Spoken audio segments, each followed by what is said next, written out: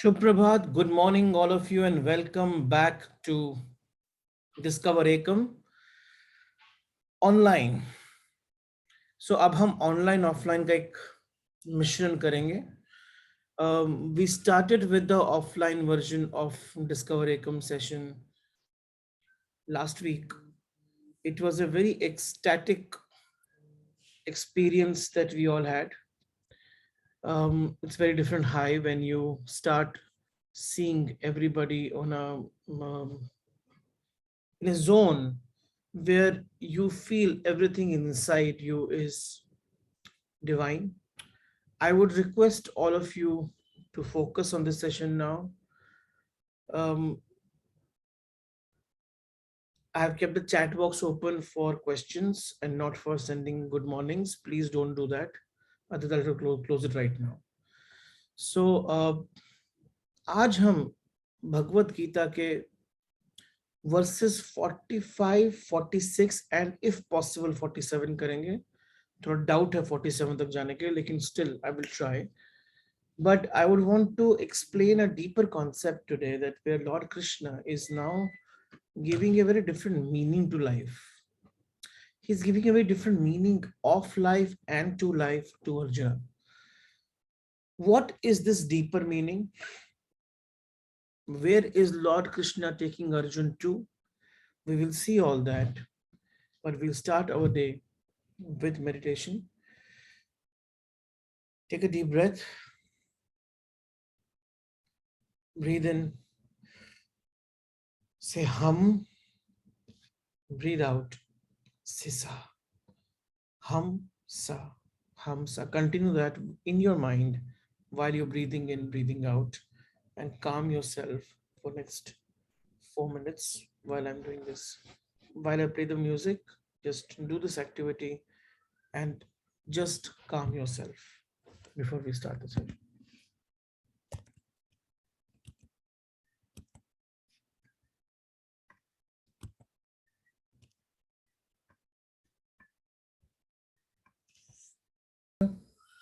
Please stand up for the prayer. Thank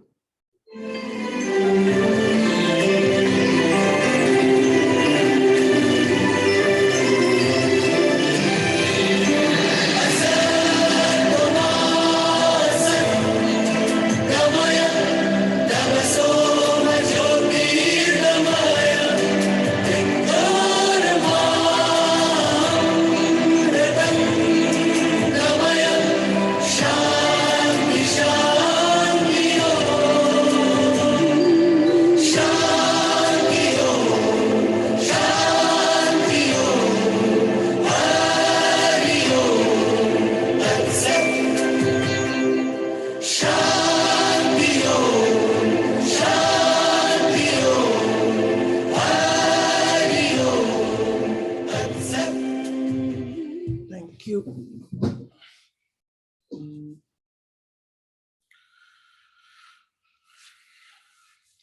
okay, so आज की यात्रा प्रारंभ करते हैं. वर्स नंबर 45, 47 के पहले श्री कृष्ण ने बहुत अलग अलग तरीकों से, बहुत अलग अलग मेथोडोलॉजी से, शब्दों से, एक्सप्रेशन से, गुस्से से, इमोशन से बहुत सारी बातें अर्जुन से कही. उसी के कंटिन्यूएशन में चैप्टर 2, जो सबसे इंपॉर्टेंट चैप्टर है भगवत गीता का, उस चैप्टर का प्राइमरी भाव इसी भाव से उत्पन्न होता है. उसका प्राइमरी एक्सप्रेशन इसी भाव से आता है कि आत्मज्ञान से परे कुछ भी सत्य नहीं है. आत्मज्ञान से परे कुछ भी सत्य नहीं है. अब ये बात एक सोए हुए आदमी को बताना जरा डिफिकल्ट है, लेकिन वो आदमी जो सोया हुआ है और एक वो भयानक सपना देख रहा है, और वो खुद को सपने का भाग मानता है, he is part of the dream, The dream is extremely scary. He's trying to save himself in the dream. The only way he thinks in the dream to save is by running away from that place. That is one kind of character. He runs away from a place in a dream to another place in a dream. एक जगह से दूसरी जगह. He takes something in a dream which will save himself from that dream within the dream. दूसरा आदमी जो सपना देख रहा है, भयानक सपना, जानता है ये सपना है, लेकिन उठ नहीं पा रहा है. ऐसा भी हम में से बहुत लोगों को कई बार हुआ है. Am I not audible? Okay. So ऐसा भी हम में से कई बार हुआ है. लोकेश प्लीज अपने माइक्रोफोन, अपने स्पीकर्स को चेक कर लीजिए. ऐसा भी हमारे साथ कई बार हुआ है कि हम सपना देख रहे हैं और उस सपने में हम सपना देख रहे हैं और उसी सपने में हमें पता है हम सपना देख रहे हैं लेकिन उठ नहीं पा रहे.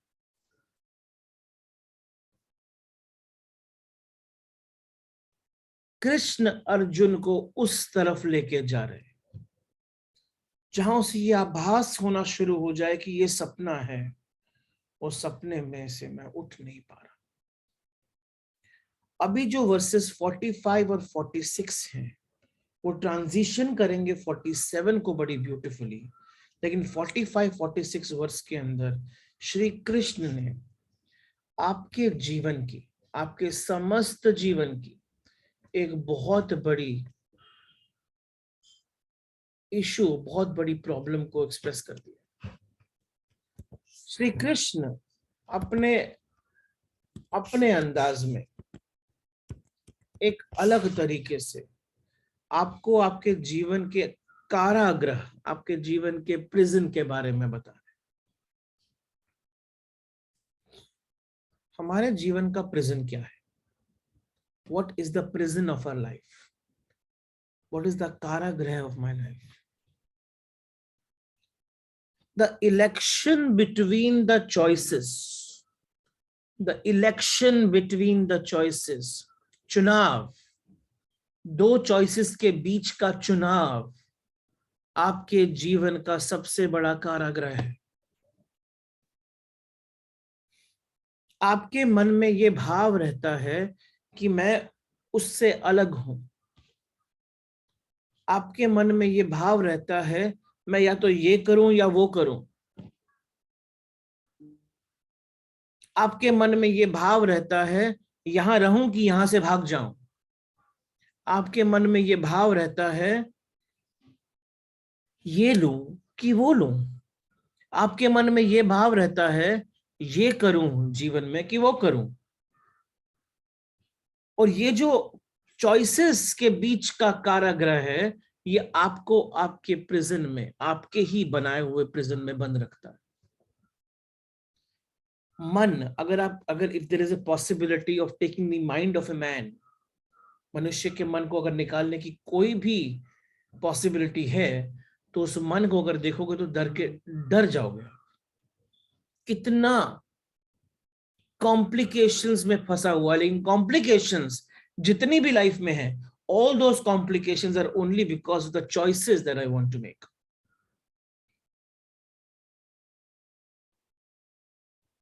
ये प्रिजन है क्यों? ये प्रिजन का कारण सिर्फ द्वैत्य ही है. ये प्रिजन का कारण मात्र द्वैत्य है, डुअलिटी. हम लोगों को वन ऑफ द डुअलिटीज, एक डुअलिटी ऐसी है हम लोगों को कैटेगरीज में डाल देते हैं. और अब मैं उस आदमी को नहीं देख रहा हूं, मैं उस आदमी के चेहरे पे बने हुई कैटेगरी, कम्युनिटी, ट्राइब को देख रहा हूं. हमने एक बहुत ही fake system of election create कर दिया है. हम लोगों को, हम आदमी को, हम पर्सन को चूज नहीं कर रहे हैं. हम एक कम्युनिटी, एक ट्राइब को चूज कर रहे हैं जो शायद मेरे जैसी है या मेरे जैसी नहीं है.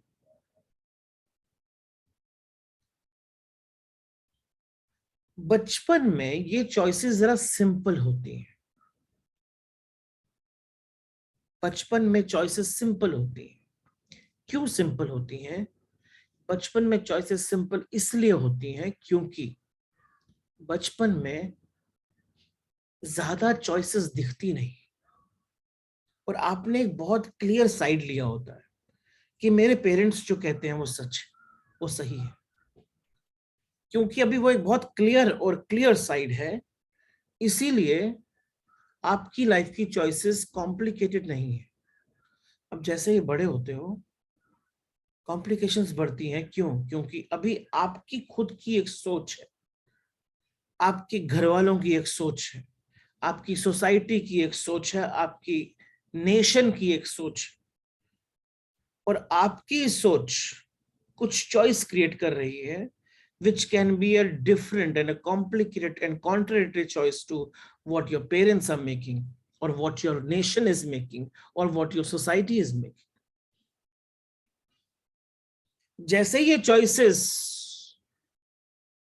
कॉम्प्लिकेट होनी शुरू होती हैं, क्यों? बिकॉज कॉन्ट्राडिक्टरी है मेरी बिलीफ सिस्टम से। जो मैं चॉइस चूज कर रहा हूं या कर रही हूं, वो चॉइस मेरे पेरेंट्स के बिलीफ सिस्टम से मैच नहीं करती है। तो क्या करना चाहिए? अपनी चॉइस को चूज करना चाहिए कि उनकी चॉइस को चूज करना चाहिए?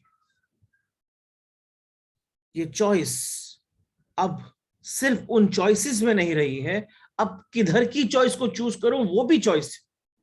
तो आपने अपनी लाइफ को ना एक मैट्रिक्स ऑफ चॉइसेस बना दिया है और आप बोलते हैं life is very complicated. It's not a single thread of prison. You have actually made a whole fabric of prison so complicated for yourself that you are unable to come out of it. And this prison is primarily made, ये सिर्फ आपकी choices के thread से और fabric से बना है। Simplify करने के लिए आपके पास एक ही तरीका है और कोई तरीका ही नहीं है। चॉइसेस को सिंप्लीफाई कर दो। श्री कृष्ण वर्ष नंबर 45 में इसी बात को बड़े अलग ढंग से बोल रहे हैं। वर्ष नंबर 45, त्रय गुना विश्व वेदा निस्त्रायी गुण्यो भावार्जुन। त्रय गुण, 3 गुण, सत्व, रजस और तामसिक। त्रय गुना विश्व वेद निस्त्राय गुण्यो भावार्जुन। अब कुछ शब्दों की बातें की हैं।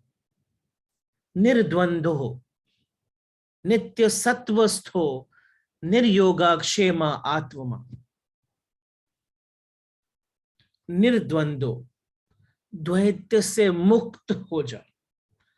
नित्य सत्व रथ, नित्य सत्य में स्थिर हो जा। निर्द्वंदो मतलब द्वैत्य भाव से मुक्त हो जाना, डुअलिटी से फ्रीडम। अर्जुन, लाइफ को सिंपल करना है तो 3 गुणों से दूर होना पड़ेगा, द्वैत्य से दूर होना पड़ेगा। नित्य हमेशा, सत्व सत, रथो यानी कि नित्य सत्य में स्थिर हो जा। निर्योग क्षेमा आत्मवान। निर्योग क्षेम, निर्योग क्षेम मतलब लाभ तथा रक्षा के भावों से मुक्त हो जा और आत्मवान बन जा। थोड़ा सा कॉम्प्लिकेट लग रहा है लेकिन सिंपल है। लेट मी एक्सप्लेन कि निर्योग क्षेमा आत्मा उल्टे से शुरू करते हैं। अगर तुम्हारे को हमेशा इच्छा क्या रहती है कि मेरे को जो चाहिए मुझे मिल जाए, मुझे जो चाहिए मुझे मिल जाए, और जो मुझे मिला हुआ है मुझसे छूटे ना। हमारी मेजॉरिटी इच्छा यही रहती है कि जो मुझे चाहिए वो मुझे मिल जाए और जो मुझे मिला हुआ है वो मुझसे छूटे नहीं।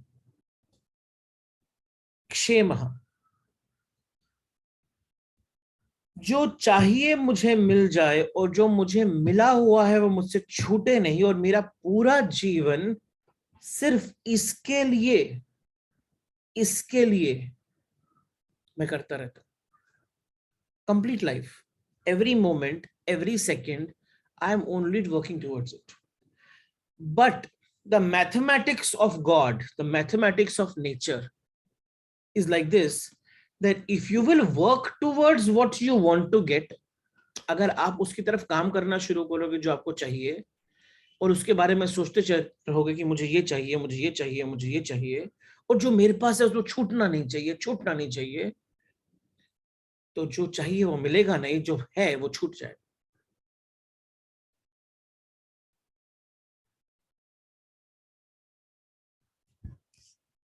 जो चाहिए वो मिलेगा नहीं, और जो है वो भी छूट जाएगा. इस पॉइंट पर ना ये योग क्षेम, ये जो क्षेम की बात हुई है ना, ये सेम बात ना श्री कृष्ण ने चैप्टर नंबर 9 वर्स नंबर 22 में भी की है. और उधर तो बहुत क्लियर बोल दिया है. उधर बोलते हैं योग क्षेमा वहाम्य हम. That is the last two words of the verse number 22. योग क्षेमा वहाम्य हम. भक्ति योग की बात ही की हुई है चैप्टर नंबर 9 में. तो बोल उस भाव का मतलब सिर्फ इतना है कि जो अपनी सारी की सारी समस्त एनर्जी, फुल कंप्लीट एनर्जी, जो लोग सदैव मेरे बारे में सोचते हैं, श्री कृष्ण बोल रहे हैं, जो मेरी अनन्य भक्ति में डूब जाते हैं, जिनका मन सदैव मुझ में तल्लीन रहता है, उनकी जो भी आवश्यकताएं हैं उनको मैं ही स्वयं उनके लिए लेकर आता हूं. पूरी नहीं करता, मैं स्वयं अपने हाथ में लेकर आता हूं. और जो उनकी चीजें हैं उनकी स्वयं मैं रक्षा करता हूं.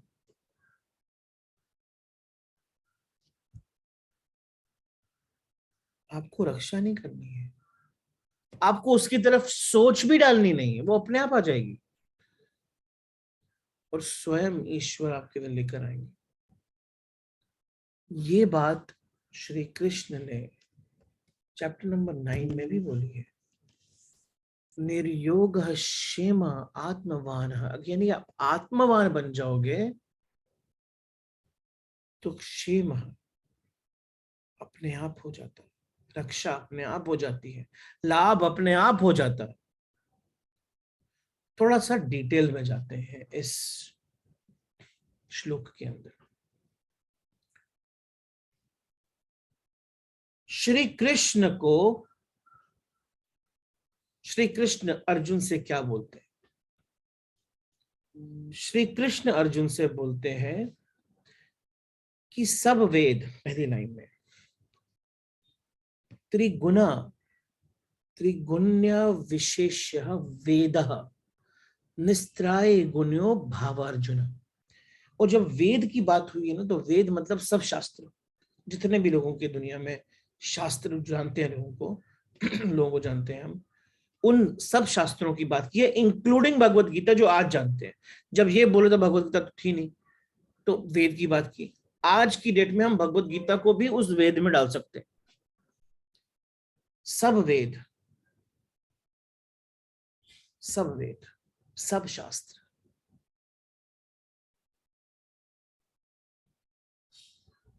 सिर्फ 3 गुणों के आसपास निर्मित है.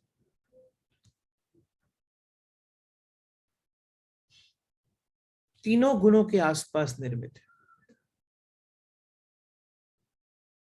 इसलिए हे अर्जुन, शास्त्रों के भी पार जाना पड़ेगा, तीनों गुणों के भी पार जाना पड़ेगा, और उन तीनों गुणों के पार जाते ही तुम्हें निर्गुण भाव का अनुभव होगा. राग और द्वेष से मुक्त हो जाओगे, द्वंद्व से रहित हो जाओगे, और शून्य में प्रवेश कर जाओगे। राग और द्वेष से मुक्त, दो में से एक हो जाना,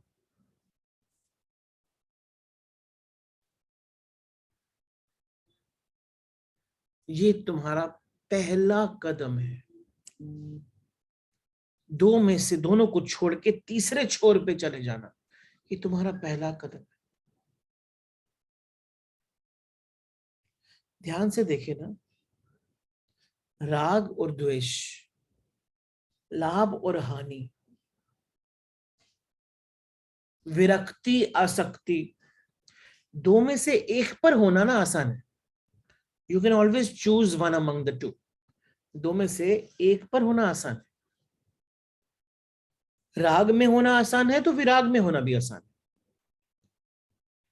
आसक्ति करना आसान है, अटैचमेंट, विरक्ति करना, डिटैचमेंट करना भी आसान। धन को पकड़ना आसान है, धन को त्यागना भी आसान है। पकड़ना राग है, त्यागना द्वेष है। राग और द्वेष दोनों से मुक्त हो जाओ, शून्य हो जाओ, रिक्त हो जाओ। ये कठिन, लेकिन जैसे महावीर बोलते थे, उन्होंने कहा ना राग ना द्वेष, ना राग ना विराग, वितराग, उससे उपलब्ध होना मानव, मनुष्य कहलाना है। किसी भी द्वंद में, किसी भी डुअलिटी में चुनाव करना किसी भी मोमेंट पर फिर भी आसान है। चुनाव रहित होना कठिन। Going away from choices, becoming in a state of choicelessness is difficult. Choice आसान है, चॉइसलेसनेस कठिन।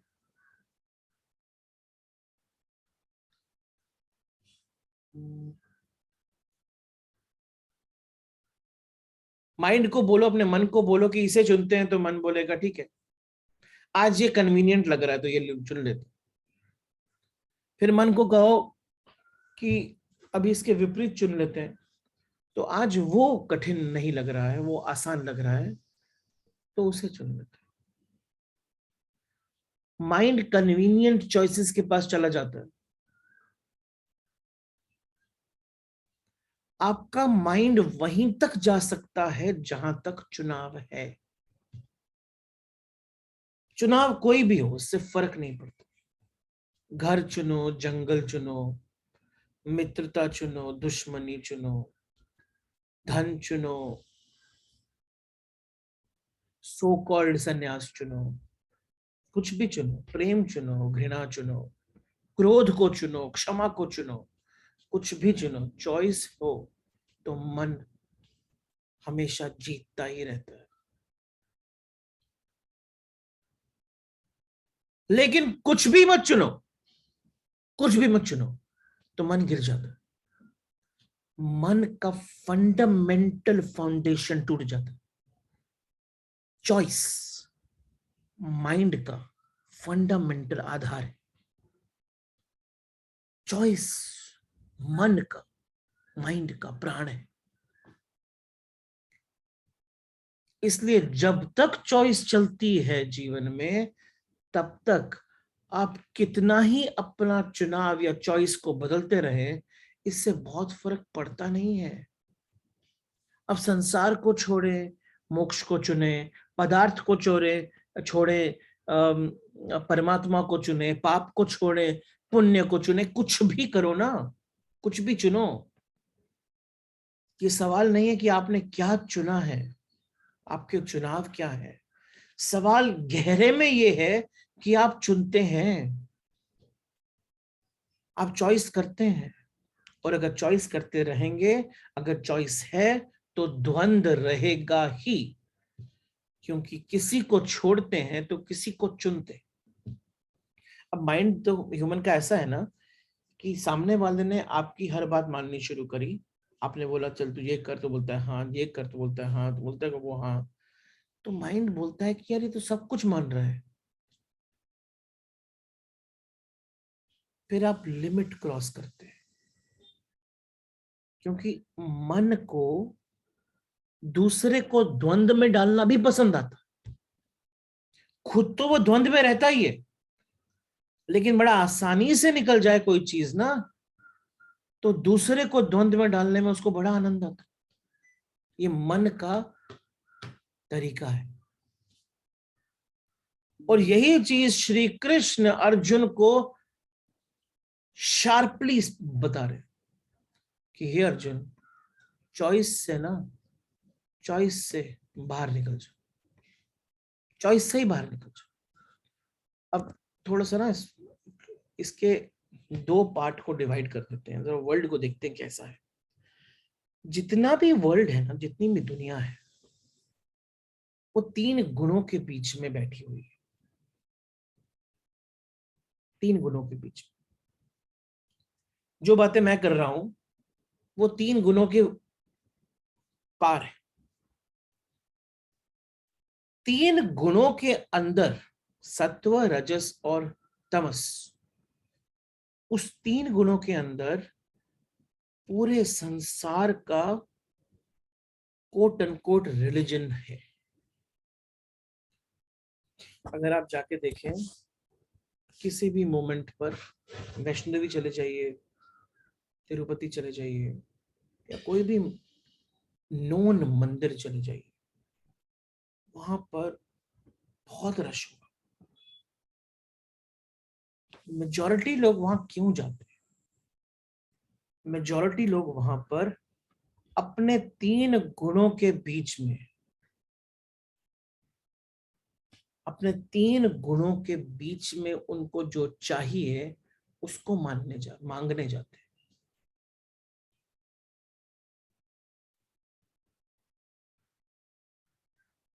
संसार मांगने जाते हैं, संस्कार मांगने जाते हैं। गलत नहीं है, मैं इसको गलत नहीं बोल रहा हूं, गलत नहीं है। आई वॉन्ट मेरी लाइफ ठीक रहे, तो please help me make my life good. क्योंकि अगर वो ठीक नहीं है तो मैं वैसे भी स्पिरिचुअल क्वेस्ट नहीं कर पा रहा हूँ, हिंड्रेंस आएगी। लेकिन मैं लाइफ को ठीक, सिर्फ लाइफ को ठीक करने के लिए कर रहा हूँ। मेरे को शांति शांति शांति चाहिए। आदि भौतिक, आदि दैविक, आध्यात्मिक, तीनों शांति चाहिए।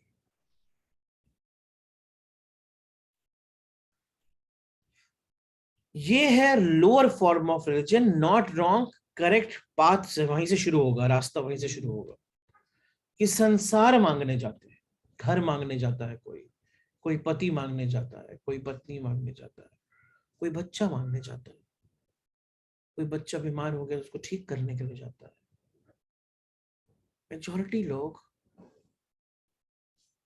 ईश्वर से मंदिरों में, हज में, गुरुद्वारों में, चर्च में, गिरजाघरों में, तीर्थ स्थानों में, गंगोत्री पे, हर जगह अपने लिए, अपने बच्चों के लिए, अपनी फैमिली के लिए, अपने संसार के लिए, ये जो संसार मेरी आंखें देख रही हैं, उस संसार के लिए शांति मांगने जाते हैं। यही श्री कृष्ण पहली लाइन में बोल रहे हैं कि सारे वेद, सारे शास्त्र, सारे शब्द, सारी बातें तीन गुणों के अंदर जाके फंस गई। अर्जुन, अर्जुन निर्द्वंद हो जा, डुअलिटी के बियॉन्ड चला जा, चॉइसलेसनेस में चला जा। और जब वहां जाएगा तो वो सब बातें तो वैसे ही मिल जाएंगी, और संसार भी, ब्रह्म भी, सब कुछ मिल जाएगा, करना नहीं पड़ेगा।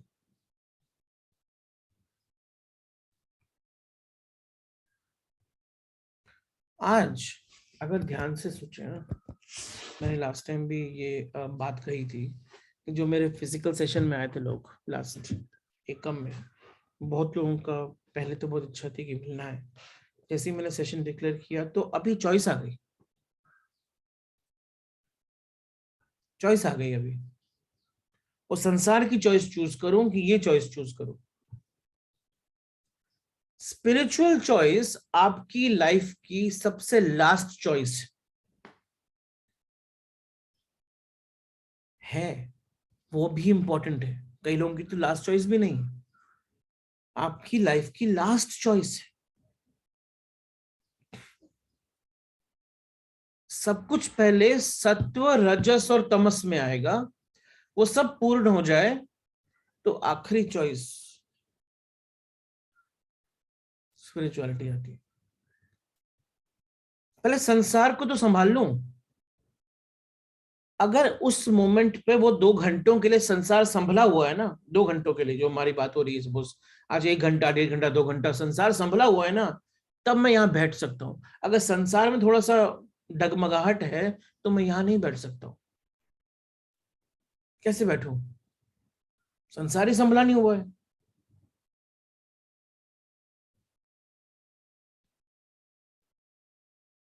श्री कृष्ण एकदम उल्टी बात कर रहे हैं। वो बोलते संसार कभी संभलता ही नहीं है। चाहे संसार संभला हो या ना हो, तू चुन तो सिर्फ उसको चुन जो कि चुनने की जरूरत नहीं, जो तुम सत्य हो, जो सत्य हो। नित्य सत्य में एस्टैब्लिश हो जा, नित्य सत्य में एस्टैब्लिश हो जा, नॉन डुअलिटी में एस्टैब्लिश हो जा,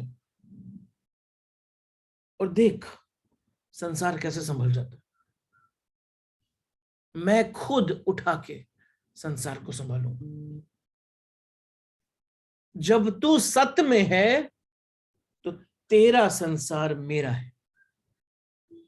कृष्ण ऐसे बोलते हैं। योग क्षेम वहाम्य हम, जो आगे बात करेंगे वो बात आज ही अभी इस समय है। बताइए, संसार की चॉइसेस में आप अगर टाइम स्पेंड करोगे तो चॉइसलेसनेस की स्थिति में आप आ ही नहीं सकते।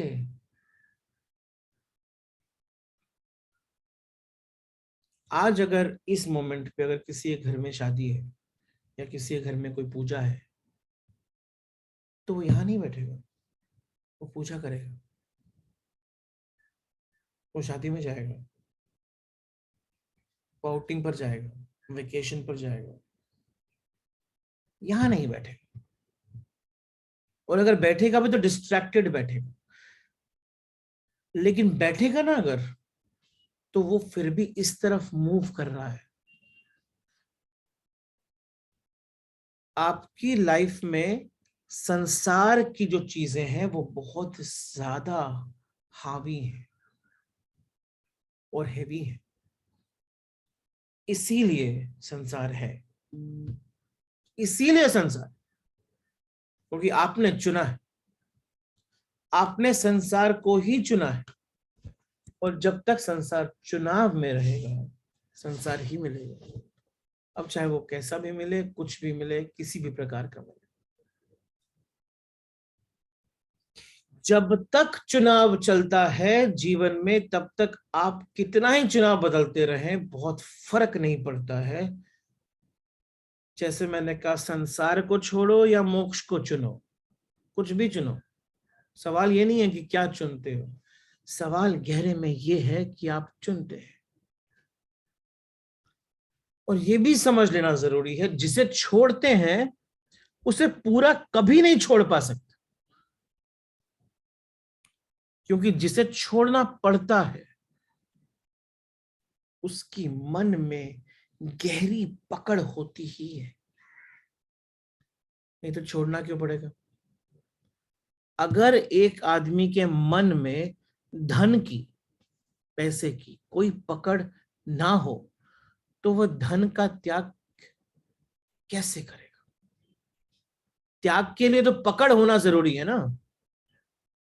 अगर एक आदमी की काम वासना में पकड़ ना हो तो ब्रह्मचर्य कैसे चुनेगा? क्योंकि जिसमें आकर्षण है, जिसमें लगाव है, उसके खिलाफ हम चुनते हैं या चुन सकते हैं या उसे ही चुनते हैं। जो ज्यादा से ज्यादा हम दमन कर सकते हैं, सप्रेस कर सकते हैं, उतना ही ज्यादा उसकी पकड़ बढ़ जाती है। कुछ होने वाला नहीं है, वो दब जाएगा। जिसे हमने इनकार किया वो हमारे अनकॉन्शियस, सबकॉन्शियस, अचेतन में उतर जाएगा, और जिसे हमने स्वीकार किया वो चेतन में चला जाएगा। अब देखो, ये दो पार्ट हो गए माइंड के, conscious mind, subconscious mind. Shri Krishna ने वो बातें भी कर दी, चेतन अवस्था, अचेतन अवस्था। हमारा मन जिसे अस्वीकार करता है उसे अंधेरे में फेंक देता है, अचेतन मन। और हमारा मन जिसे स्वीकार करता है उसे वो चेतन मन में डाल देता है। हम कभी भी जाके ना गोडाउन में नहीं रहते, हम रहते हैं लिविंग रूम में। तो सारा का सारा सप्रेस्ड, जिसको हमने, जिसके अगेंस्ट हमने चुना है, वो सब कुछ गोडाउन में जाके बैठ गया, और जिसको हमने चुना है वो आपके लिविंग रूम में। चेतन मन, हमारा चेतन मन जगत को दिखाने का लिविंग रूम है। इसका मतलब ये नहीं है कि हमने जो अचेतन में फेंका है वो मेरी चॉइस का पार्ट नहीं था, मैंने उसे सोशल प्रेशर या मेरी कुछ धारणाओं के कारण अचेतन में फेंक दिया है। लेकिन जब हम अकेले में होते हैं, जब हम अकेले में होते हैं तो कभी कभी उस अचेतन मन से उन चीजों को निकाल के उसका भी आनंद ले लेते हैं। जब भी हम चुनाव करते हैं तो चुनाव से कोई चीज मिटती नहीं है, वो सिर्फ अचेतन अवस्था में गोडाउन में चली जाती है।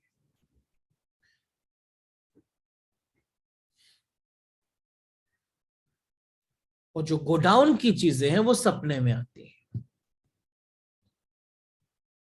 क्योंकि दिन भर तो बहुत चुनाव कर लिया ना, अब प्रतीक्षा करते हैं कब रात हो, कब अकेले बैठे, और जो हमसे मिला नहीं है बहुत देर तक गोडाउन में बैठे, वो जाके उसे मिलकर आते हैं, और फिर सुबह उठते ही दबा देते।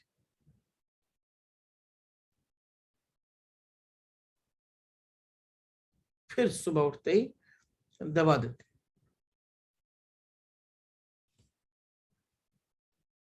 श्री कृष्ण कहते हैं चुनना मत, अर्जुन चुनाव मत कर, क्योंकि चुनाव किया कि भीतर गया, जिसे तुमने छोड़ा, दबाया, वो अंदर गया और डीप चला गया, और जिसे तुमने उभारा और स्वीकारा वो ऊपर आया। बस इससे ज्यादा फर्क नहीं है, दोनों ही तुम्हारे अंदर है। विरक्ति भी तुम्हारे अंदर है, आसक्ति भी तुम्हारे अंदर है। द्वंद बना ही रहेगा। और द्वंद क्या है, कॉन्फ्लिक्ट क्या है?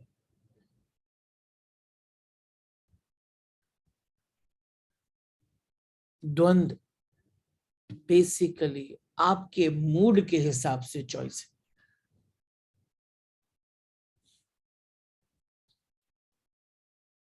आपके मूड के हिसाब से चॉइस है। आपने चॉइस की कि मैं गुस्सा नहीं करूंगा, मैं क्रोध नहीं करूंगा। वो जो आपने प्रतिज्ञा ली, मैं क्रोध नहीं करूंगा, वो प्रतिज्ञा आपकी चेतन मन में, कॉन्शियस माइंड में रहेगी। लेकिन जो क्रोध की शक्ति है वो अचेतन मन में रहेगी। आपकी कॉन्शियस माइंड में प्रतिज्ञा रहेगी, बुद्धि के पास रहेगी, लेकिन जो क्रोध की शक्ति है वो चित्त में जाके डीपली कहीं अचेतन मन में जाके बैठ जाएगी। कल कोई गाली देगा, मारेगा, तो अचेतन मन में कहेगा, अचेतन मन यानी कि चित्त कहेगा क्रोध कर, और चेतन मन कहेगा प्रतिज्ञा की है क्रोध नहीं करना है, द्वंद खड़ा हो गया, अब अंदर लड़ाई शुरू हो जाएगी, अंदर लड़ाई शुरू हो जाएगी। क्या करें, फिर क्रोध कर दें तो भी स्ट्रॉन्ग प्रॉब्लम है, ना करें तो भी प्रॉब्लम। और जब भी लड़ाई होगी ना अंदर, तो अचेतन ही जीतेगा। इमरजेंसी में, अर्जेंसी में अचेतन ही जीतता है। उस समय, जिस समय चीजें बहुत कंट्रोल में नहीं है, तो अचेतन ही जीतता है। अब प्रॉब्लम क्या है, हमारा जो द्वंद है ना, हमारा जो कॉन्फ्लिक्ट है ना इंटरनल, वही मनुष्य का सबसे बड़ा नरक है। द्वंद ही नरक है, द्वंद के अतिरिक्त कोई नरक है ही नहीं। और हम इस नरक को बढ़ाते ही चले जा रहे हैं। जितना हम चुनते हैं, जितनी हम चॉइसेस करते हैं, उतना नरक को और स्ट्रॉन्ग करते चले जाते हैं। सो श्री कृष्ण इस सूत्र में कहते हैं, राग और द्वेष से, द्वंद से, कॉन्फ्लिक्ट से बाहर हो जा। अर्जुन, जो बाहर हो जाता है, जो चुनाव से बाहर हो जाता है, वही जीवन के परम सत्य को जान पाता है। और जो द्वंद से बाहर, द्वंद के भीतर घिरा रहता है, वही सिर्फ जीवन के नरक को पाता है या जान पाता है।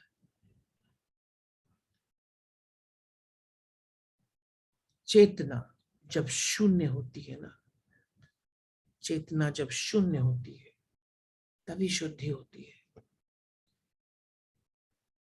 ये शून्य का कहना कि चेतना जब शून्य होती है तभी शुद्धि होती है,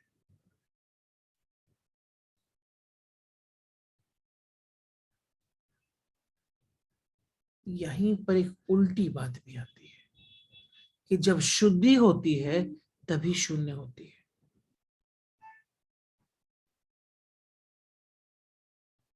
जब शुद्धि होती है तभी शून्य भी होती है। शून्य आप कर नहीं सकते, शुद्धि आप कर सकते हैं। समझ लो ना कि आपका मन एक मिरर की तरह है, एक दर्पण। और जब दर्पण में तस्वीरें नहीं बनती ना, जब दर्पण में पिक्चर्स नहीं बनती, आपने अगर सपोज स्काई की तरफ उसको फेस कर दिया, तो उसमें सिर्फ आकाश रहता है, शुद्ध आकाश। वही आप, जिन तस्वीरों को दर्पण में बना के रखा है, वो तस्वीरें तो रिप्लेस होती रहती हैं। एक तस्वीर निकलती है, दूसरी बन जाती है, दूसरी निकलती है, तीसरी बन जाती है। दर्पण पर कुछ स्टेबल नहीं है। और जब कोई तस्वीर नहीं बनती, तब दर्पण सिर्फ दर्पण ही होता है, तब शून्य हो जाता है। चेतना, आपका जो चैतन्य है, चेतना मन, आपके जो मन में चेतना है, वो सिर्फ दर्पण है। जब तक उस पर कोई तस्वीर बनती रहती है, कभी राग की, कभी विराग की, कभी आसक्ति की, कभी विरक्ति की, कभी मित्रता की, कभी शत्रुता की, कभी लेफ्ट की, कभी राइट की, कोई ना कोई तस्वीर बनती रहती है, तो चेतना अशुद्ध है। लेकिन अगर कोई तस्वीर नहीं बनती, तो चेतना द्वंद से बाहर है, चुनाव के बाहर होती है, तो शून्य हो जाती है। शून्य चेतना में क्या बनता है? जब दर्पण शून्य होता है, तब दर्पण ही रह जाता है। और जब चेतना शुद्ध हो जाती है, शून्य हो जाती है, तो सिर्फ चैतन्य ही रह जाती है। अब यहीं पर सडनली मुझे लगता है, चाहे गीता बोलो या शिव सूत्र बोलो, चैतन्य महात्मा, सेम बात हो रही है। यहीं पर बड़ा सुंदर मिश्रण होता है। एकम सत विप्रा बहुधा वदंती, श्री कृष्ण ने इस तरीके से कहा, स्वयं शिव जी ने अलग तरीके से कहा, बात वही कही। और जब चैतन्य की शून्य प्रतीति है ना, जो चैतन्य की शून्य प्रतीति है, वही ब्रह्म का अनुभव है, वही शिव का अनुभव है।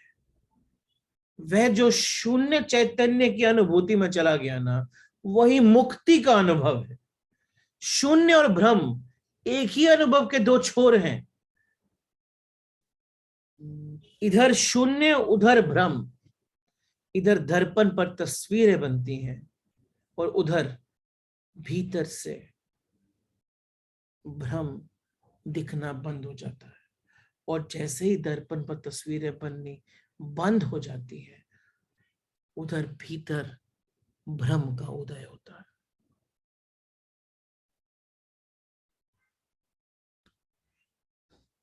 चेतन के दर्पण पर तस्वीरों का जमाव, चेतन के दर्पण पर तस्वीरों का, फोटोग्राफ्स का भीड़, वही संसार है। असल में हम दर्पण की तरह ही व्यवहार करते हैं। और अगर ये को मिटा दूं तो वही चैतन्य है। सो कृष्ण कहते हैं निर्द्वंद चित्त। सेकंड लाइन में निर्द्वंद चित्त। निर्द्वंद चित्त मतलब छोड़ो तस्वीरों को, जानो दर्पण को, मत करो चुनाव, क्योंकि चुनाव किया कि पकड़ा, पकड़ो ही मत, रह जाओ वही जो हो। उस शून्य क्षण में जो जाना जाता है, वही जीवन का परम सत्य, परम ज्ञान है। शून्य क्षण में जो भी देखा आपने ना, इसी आंखों ने, वही सत्य है, वही ज्ञान है, वही जीवन का परम सत्य है, वही सत्य है और वही ज्ञान है।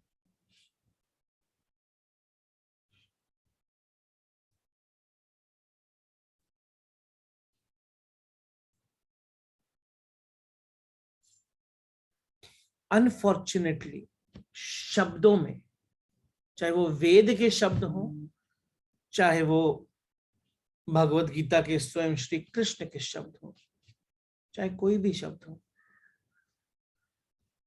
तो व्यक्ति है,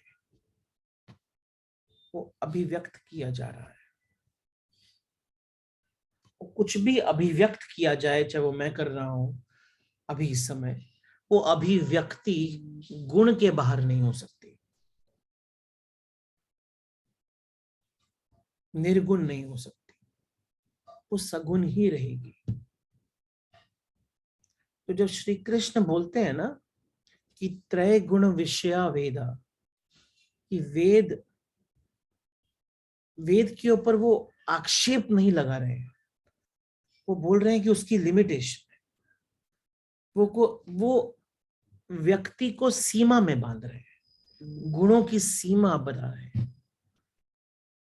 गुण से ही व्यक्त होगा, ये तो क्लियर है। जब तक गुण नहीं होगा, व्यक्त नहीं कर पाओगे।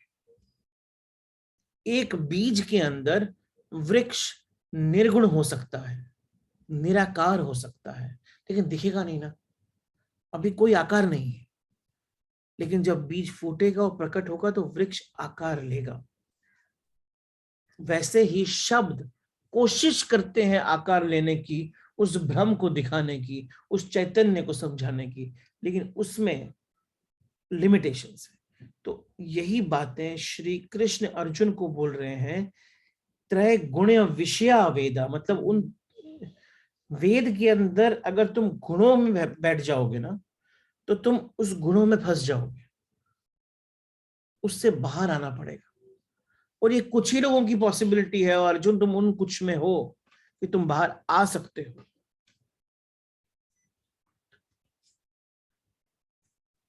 ये पहला इंपॉर्टेंट श्लोक है जहां पर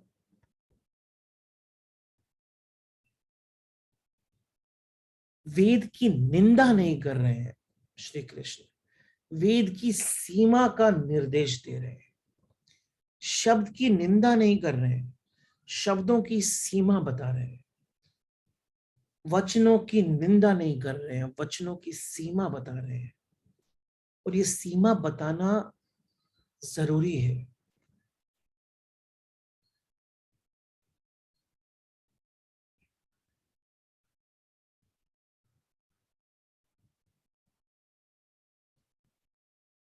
लेकिन ऐसा ना हो जाए कि आप वेद को छोड़ो और भगवत गीता को पकड़ लो।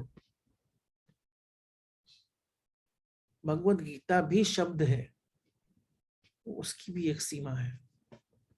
वास्तविक अनुभव तो चेतन को शून्य करके ही मिल सकता है। और चेतन को शून्य करने के बाद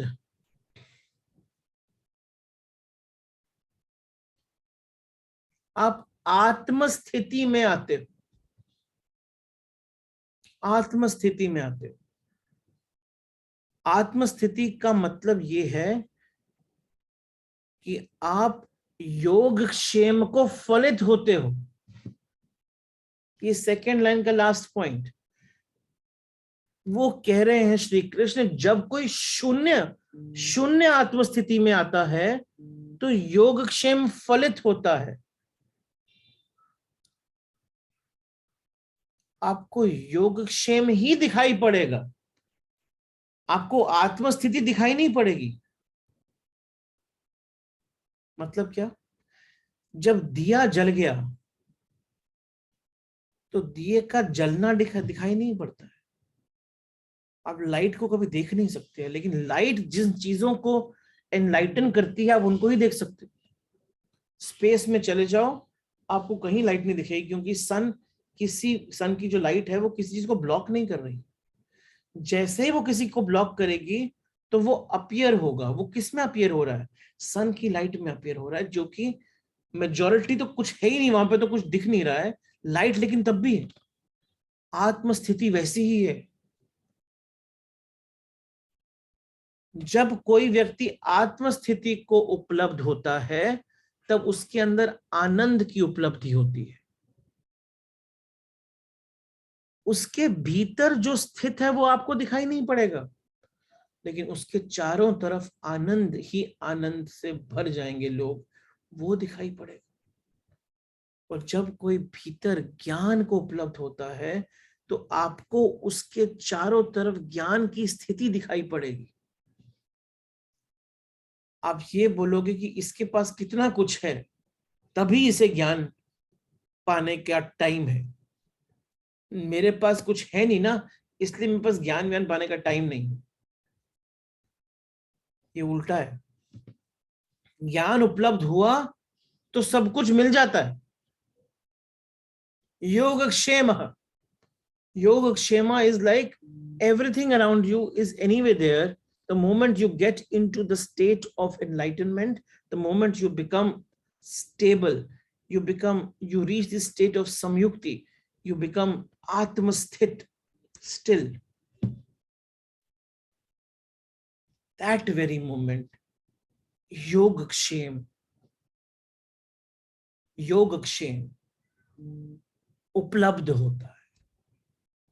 तभी चैप्टर 9 में उन्होंने बोला कि अगर मेरे पे कोई पूरा चित्त लगा दे तो ऑब्वियसली आप सरेंडर मोड पे चले गए, वो ही आपको ज्ञान देंगे और वही आपको चीजें भी देंगे जो आपकी जरूरत है।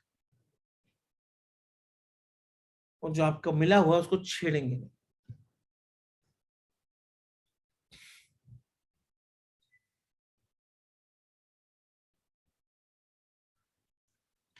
अब ये बातें सुनने के बाद जो नेक्स्ट वर्स और भी डीप चला जाता है और ये ट्रांजिशन देता है कि शुद्धि कैसे करें। This will transition. तो 45 वर्स मैंने अभी किया। अब ये 46th वर्स में एक कॉन्टेक्स्ट सेट करता है और 47th verse, which is the most famous verse of Bhagavad Gita, 47th verse, chapter 2, is the most famous verse of Bhagavad Gita across the world. वो एक्चुअली में 45-46 से ट्रांजिशन होता है। We'll spend a lot of time on 47th verse because उसका meaning deep में जाके समझना जरूरी है। 46th वर्स में श्री कृष्ण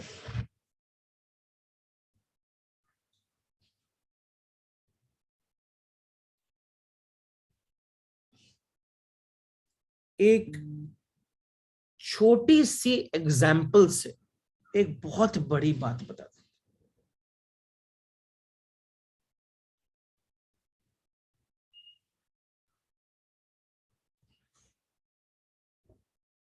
यावनार्थ उद्याने सर्वतः संपुल्तोदके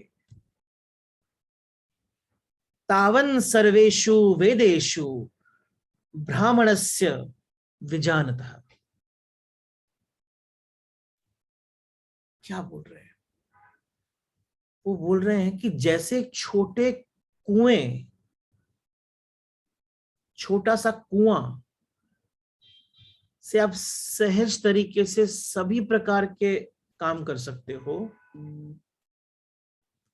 लेकिन अगर आपको सागर ही मिल जाए तो कुएं का काम भी हो जाता है।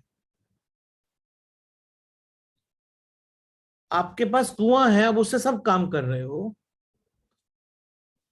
और आप उस कुएं को छोड़ना नहीं चाह रहे हो क्योंकि उसके आपके सारे काम हो रहे हैं, लेकिन अगर आपको सागर मिल जाए तो कुएं का काम भी हो जाएगा। उसी प्रकार परम सत्य को जानने वाले वेदों के सभी प्रयोजनों को वैसे ही पूर्ण कर लेते। परम सत्य को जानने वाले वेदों के सभी प्रयोजनों को वैसे ही पूर्ण कर लेते। श्री कृष्ण से बड़ा साइकोलॉजिस्ट, से बड़ा साइंटिफिकली ह्यूमन को उसके अंदर की इंजीनियरिंग समझाने वाला कोई था नहीं। अब कृष्ण कह रहे हैं कि जैसे छोटे से छोटी नदी, तालाब, कुएं, झरने, इन झरनों में नहाने से जो आनंद होता है, जो तृप्ति मिलती है, जो आनंद मिलता है, ऐसी तृप्ति, ऐसा आनंद तो सागर में नहाने से मिल ही जाता है, लेकिन अनेक गुना होकर, मल्टीप्लाई होकर, अनेक टाइम से मल्टीप्लाई होकर। क्योंकि अर्जुन बार बार वेदों की, शास्त्रों की बात कर रहा था चैप्टर 1 में, तो श्री कृष्ण अर्जुन को बोलते हैं शब्दों की पोखर में, शब्दों के कुएं में, शास्त्रों के कुएं में जो मिलता है वो अनेक गुना होकर ज्ञान के सागर से तो मिल ही जाता है। वेद में जो भी मिलेगा, शास्त्रों में जो भी मिलेगा, शब्दों में जो भी मिलेगा, वो ज्ञानी को ज्ञान में अनंत गुना होके मिल जाता है। अब इसमें दो बातें ध्यान रखनी बड़ी जरूरी है। एक तो जो आपको एक बाउंड्री में, एक सीमा में मिलता है, वो असीम में मिलता ही है। इसीलिए असीम के लिए सीमित को छोड़ने में भय नहीं होना चाहिए। हम कोई चीज छोड़ते क्यों नहीं? क्योंकि हमें लगता है वो डर है, भय है। पूजा हो रही है और यहाँ पर वेद, यहाँ पर हमारे परम ज्ञान की बात हो रही है, पूजा में बैठूं कि परम ज्ञान में बैठूं?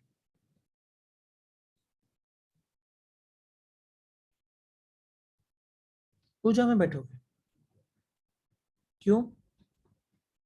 ठीक है भाई, एक होगा सोशल प्रेशर्स अलग होंगे, संसार के प्रेशर से ना वो पूजा में बैठोगे। एक बार एक छोटी सी कहानी है, रामकृष्ण मिशन की कहानी है। वहां पर एक स्वामी को एक बार एक टेम्पल में बुलाया गया टू गिव अद्वैत का ज्ञान। तो स्वामी जी पहुंचे, सुबह 8 बजे का समय था, 8 बजे पहुंचे। पहुंचने के बाद वो उन्होंने मंदिर में प्रवेश किया, और मंदिर में प्रवेश करते ही देखा कि खचाखच भरा हुआ है, 1000 से ऊपर लोग हैं। तो स्वामी जी को लगा कि आज मुझे पहली बार इतना बड़ा ऑडियंस मिलेगा, मैं इन सबको वेद का ज्ञान दूंगा, तो आज मेरा बड़ा अच्छा दिन है। तो स्वामी जी को पहले वो पूजा वूजा हुई, और फिर नीचे स्वामी जी को लेकर जाया गया हॉल में, जहां पर उनका प्रवचन शुरू होना था। हॉल में गए तो देखा 20 लोग बैठे हुए हैं। ऊपर 1000 लोग थे, नीचे 20 लोग बैठे हुए। स्वामी जी ने कहा थोड़ा सा वेट कर लेते हैं, बहुत लोग थे, आएंगे। 10 मिनट वेट किया तो 20 में से 2 और उठ के चले गए, कोई आया नहीं। प्रवचन हुआ, और ये कहानी स्वामी जी खुद ही सुना रहे थे। तो अपने ब्रह्मचारियों को बोलते हैं कि आज मेरे को ना वास्तविकता में चैप्टर 2 श्लोक 46 का मीनिंग समझ में आ गया, अनुभव कर लिया। 45-46 दोनों में यही बात हो रही है कि शब्दों में, पूजा में, मूर्ति पूजन में जितने लोगों का अट्रैक्शन है, ज्ञान में नहीं है।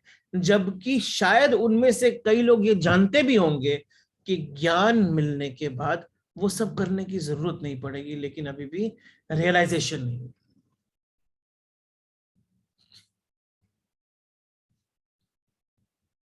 असीम को लेने के बाद सीमित तो वैसे ही मिल जाता है। इसलिए असीम के लिए सीमित को छोड़ने का भय नहीं होना चाहिए। अगर ज्ञान के लिए वेद को छोड़ना हो तो कोई चिंता की बात नहीं है अर्जुन। सत्य के लिए शब्द को छोड़ना हो तो चिंता की बात नहीं है अर्जुन। अनुभव के लिए शास्त्र को छोड़ना हो तो चिंता की कोई बात नहीं है अर्जुन। ये है पहली बात, कि बड़े को पाने के लिए छोटे को छोड़ना हो तो वो तो मिल ही जाता है जो छोटा है।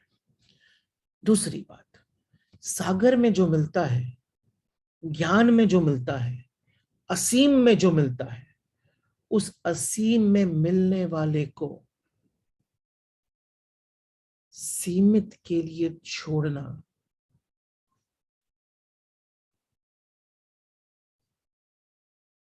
बहुत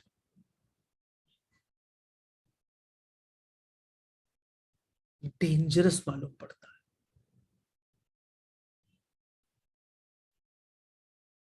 आप अपने घर के कुएं के लिए सागर को छोड़ना,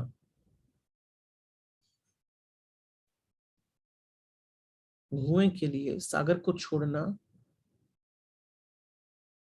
पॉसिबल है कि नहीं पॉसिबल है? घर के कुएं के लिए सागर को छोड़ना पॉसिबल है कि नहीं पॉसिबल है? आज अगर हम पुरानी स्थिति में जी रहे हैं तो हमको लगेगा कि घर का कुआं बेटर है, सागर को छोड़ दे।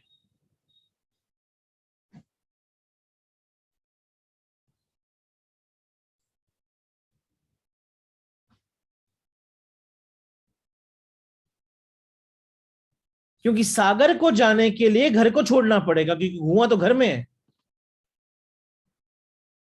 घर में सागर तो नहीं हो सकता, कुएं ही हो सकते हैं। हम सबके अपने अपने घर हैं, अपने अपने वेद हैं, अपने अपने शास्त्र हैं, अपने अपने धर्म हैं, अपने अपनी कम्युनिटीज हैं। क्षत्रिय है, वैष्णव है, शूद्र है, अपनी अपनी कम्युनिटीज, अपने अपने मोह से ग्रस्त शब्द है। हमने अपने अपने कुओं को अपने घर में डाल दिया है। घर आपका ये। अब सागर के लिए इसको छोड़ना बड़ा खतरनाक मालूम पड़ता है, क्योंकि सागर पे जाने के लिए कुएं को नहीं, घर को ही छोड़ना पड़ेगा। कोई मुसलमान है, कोई हिंदू है, कोई ईसाई है, सबके अपने वेद हैं। कोई इस मूर्ति का पूजन करता है, कोई उस मूर्ति का करता है, कोई किसी का नहीं करता है। कोई मंत्र का भक्त है, कोई उस मंत्र का भक्त है। सबके अपने अपने कुएं हैं। कृष्ण यहां कह रहे हैं, इनके लिए सागर को छोड़ना पॉसिबल नहीं मालूम पड़ता। लेकिन अब बड़ी बात बोलता हूं, श्री कृष्ण बोलते हैं, इन सब के लिए सागर को छोड़ देना से बड़ी मूर्खता और डेंजरस कुछ नहीं।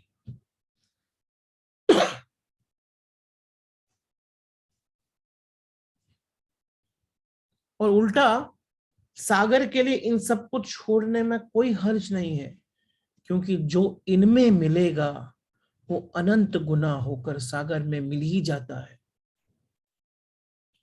इसलिए वो व्यक्ति अभागा है जो अपने घर के कुएं के लिए, चाहे वो गीता ही हो,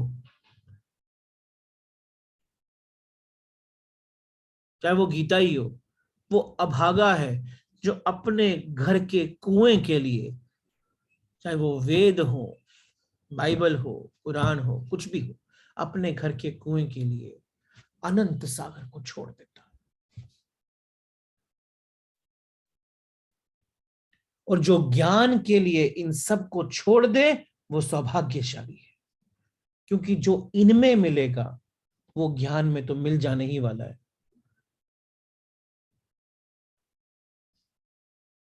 लेकिन क्या है अंतर?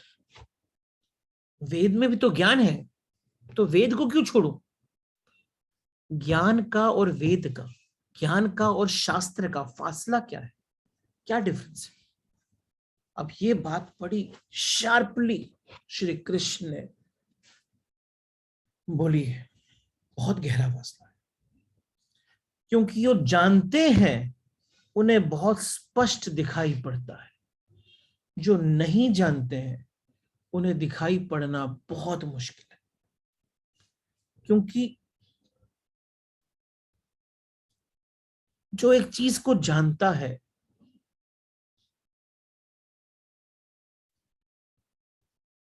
वो उस चीज को स्वयं साक्षात देख रहा है।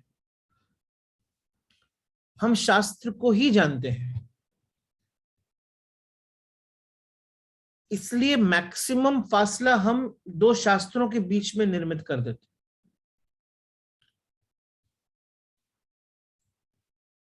हमारे बीच में चॉइस आ जाती है, हिंदू मुस्लिम, सिख ईसाई, वेद की गीता, महावीर की बुद्ध, जीसस की जरशुस्त्र, जीसस की कृष्ण। हम जो फासले तय करते हैं वो फासले ज्ञान और शास्त्र के बीच नहीं होते हैं, वो शास्त्र और शास्त्र के बीच में है। वो एक कुएं से दूसरे कुएं के बीच में है, कुएं और सागर के बीच में नहीं है। हम जो शास्त्र जानते हैं हमें लगता है कि वही सही है और उसको हम वैल्यूज का नाम दे देते हैं, वैल्यूज का नाम दे देते हैं। और हमारे पास उन वैल्यूज को सेटिस्फाई करने के लिए बहुत बड़े बड़े आर्ग्यूमेंट भी हैं। हम तो लड़ाई कर डालेंगे, रिश्ते तोड़ डालेंगे, लेकिन वैल्यूज को नहीं छोड़ेंगे, उन कुओं को नहीं छोड़ेंगे। ज्ञान वो है जो कभी भी अनुभव के बिना नहीं हो सकता। ज्ञान यानी अनुभव, और अनुभव तो सदा अपना ही होता है, दूसरे का नहीं हो सकता। अनुभव का अर्थ ही है अपना। शास्त्र भी अनुभव है लेकिन दूसरे का, शास्त्र भी ज्ञान है लेकिन दूसरे का, ज्ञान भी ज्ञान है लेकिन अपना। ये बात मैंने भी पहले बोल दी बहुत बार कि आपको अपनी भगवत गीता लिखनी। आपकी गीता कहाँ है, यानी आपका ज्ञान कहाँ है। आज मैं अपनी आंख से देखूं तो वो ज्ञान। मैं अंधा हूं, आप देखते हैं और मुझे कहते हैं वो शास्त्र। ये नहीं है कि आप गलत कह रहे हैं, ऐसा नहीं कि आपने गलती कहा होगा, लेकिन आप कहते हैं, आप देखते हैं। आप जो देख रहे हैं वो मैंने नहीं देखा है, तो मुझे वो मानना पड़ता है जो आप कहते हैं। और यही पहला पॉइंट था। जैसे ही आपका देखा हुआ शब्दों में गया, वो शब्द शास्त्र बन गए और मैं शब्दों में फंस गया। आपने देखा निर्गुण, डाला उसको शब्दों के गुण में, मैंने देखा सगुण, मैं तो शब्दों में फंस गया। आप जो आंख से करते हैं वो मैं कान से कर रहा हूं,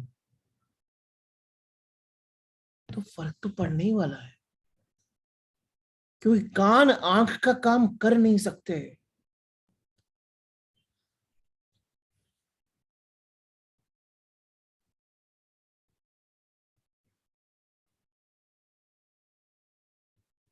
शास्त्र ने जो कहा वो गलत नहीं कहा, लेकिन वो उस समय जिसने जो देखा था उसने उस समय के गुण के शब्दों में डाल दिया। आप आज के समय में वो गुणों को पढ़ रहे हो, कैसे समझ में आएगा। दूसरे का अनुभव, कुछ भी उपाय कर लूं, मेरा अनुभव नहीं है। दूसरे का अनुभव, कुछ भी मैं कर लूं ना, मेरा अनुभव है ही नहीं। दूसरे का अनुभव उपयोगी हो सकता है, सिर्फ इसमें हो सकता है कि मैं उस पर भरोसा कर लूं, मैं उसमें श्रद्धा रख लूं और एक अंध श्रद्धालु हो जाऊं, ब्लाइंड फेथ। और जैसे ही मैं ब्लाइंड फेथ करूंगा तो मैंने अपने आप को शब्दों से बांध लिया और मैं उसका दुरुपयोग करना शुरू कर दूंगा। मैं बांधना शुरू कर दूंगा।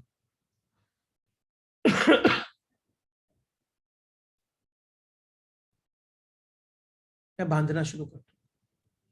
और जैसे ही मैंने बांधना शुरू किया, संप्रदाय यही जन्म लेते हैं, ऑर्गेनाइज्ड रिलीजन यही जन्म लेता है, क्योंकि वो अपने आप को शास्त्रों में बांध देता है, उसके पीछे के अनुभव में नहीं।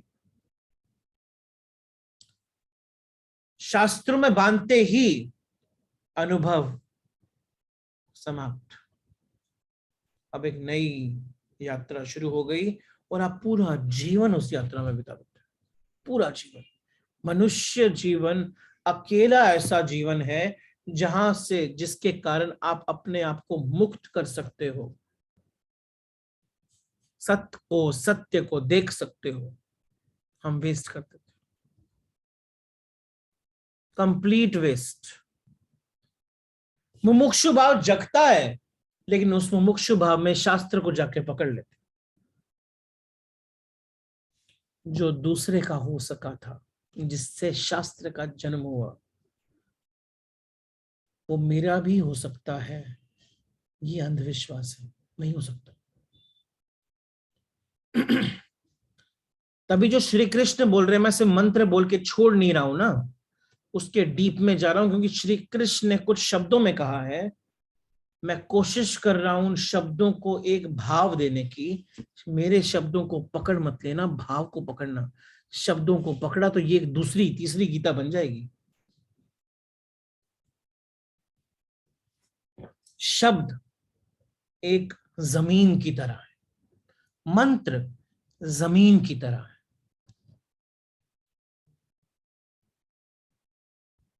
जमीन की तरह है। जो शास्त्र है ना, शब्दों में बने हुए, जमीन की तरह है।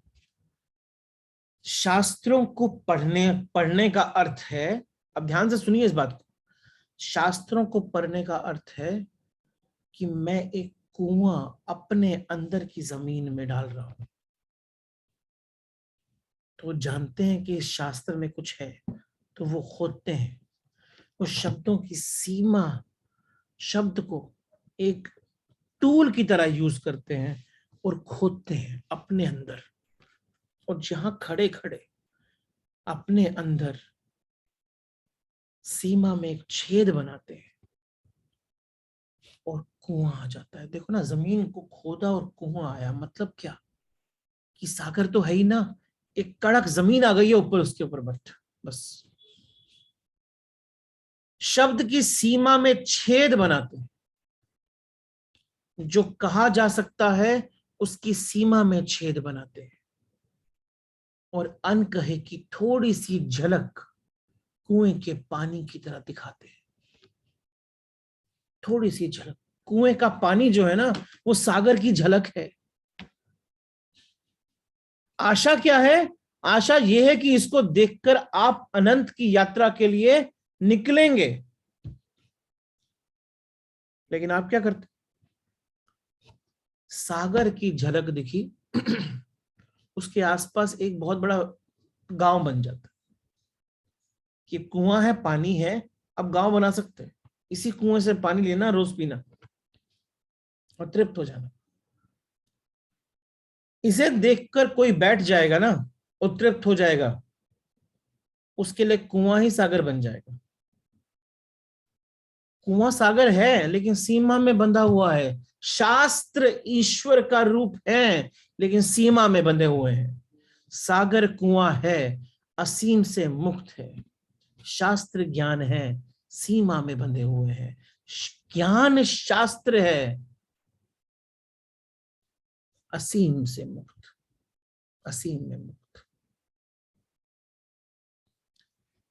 कुआं, वापस बोल रहा हूं, कुआं सागर है, सीमा में बंधा हुआ। सागर भी कुआं है, असीम में मुक्त है। वैसे ही शास्त्र भी ज्ञान है लेकिन सीमा में बंधे हुए हैं। आपने शास्त्र के कोने पे जाके अपना घर बना लिया है। ज्ञान भी शास्त्र है, असीम में मुक्त है।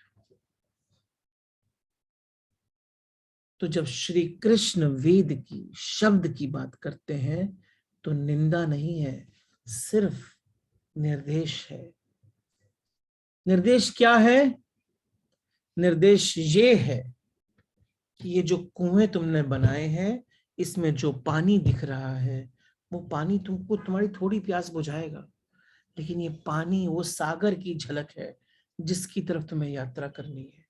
यहाँ घर बना के, परिवार बड़ा करके इसमें फंस मत जाना। दर्पण में ऐसी पिक्चर्स ही पिक्चर्स बना दोगे तो दर्पण की शुद्धता दिखेगी नहीं, उसकी शून्यता में ही उसकी शुद्धता है।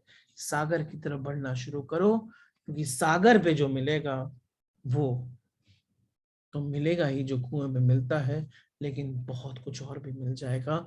अनंत अनंत गुणा मिल जाएगा, इतना गुणा मिल जाएगा कि ये बात क्लियर हो जाएगी कि जो तेरे कुएं में था वही मेरे कुएं में भी था। मैं दो कुओं को के पानी के स्वाद को अलग कैसे बोल सकता हूं? जो तेरे कुएं में था वही तो मेरे कुएं में भी था। मैं दोनों के पानी के स्वाद को अलग कैसे बोल सकता हूं? जो स्वाद मुझे मेरे कुएं से मिलता है वही स्वाद तुमको तुम्हारे कुएं से मिलता है। जो तेरे घट में सो मेरे घट में, घट मतलब कुआं, घट मतलब घड़ा। जो तेरे घट में सो मेरे घट में, जो सबके घट में। कुओं को तोड़ो, पानी को देखो, सागर में विलीन हो जाओ। ज्ञान को प्राप्त करते ही शास्त्र तो मिल ही जाता है, शास्त्र को प्राप्त करके ज्ञान नहीं मिल सकता। यही बात श्री कृष्ण अर्जुन को बोल रहे हैं कि जब तू वहां पहुंचेगा तो योग क्षेम वहाम्य हम, मैं स्वयं लेकर आऊं, वो वैसे ही उपलब्ध हो जाएगा, क्योंकि वो उसका नेचुरल आउटकम है। लाइट का नेचुरल आउटकम है, चीजें दिखेंगी। चीजों के पीछे मत भाग, लाइट को जला। लाइट जली, चीजें उपलब्ध हो गई, योग क्षेम उपलब्ध हो जाए। ऑल राइट, आज इतना ही। Any questions we can take up.